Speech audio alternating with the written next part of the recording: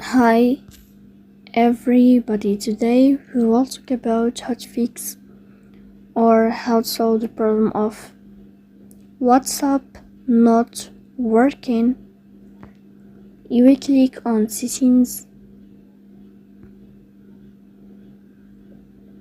Here in this list you will go to apps, default apps, app settings.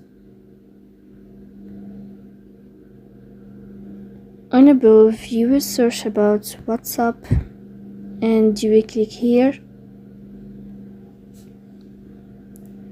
Then in this page of app info you will click on first stop and you will click OK.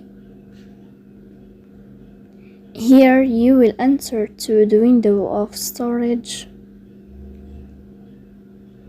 After that you will click on clear cache. Then you will go to Play Store. You will search about the application of WhatsApp, and if you find update here in this blue sign, then you can update your app.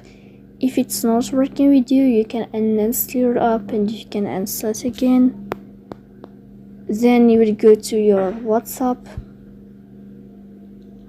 and as you see here, you can find your WhatsApp working with you like this. So please don't forget to support us by like and subscribe. See you next time, and thank you for your watching.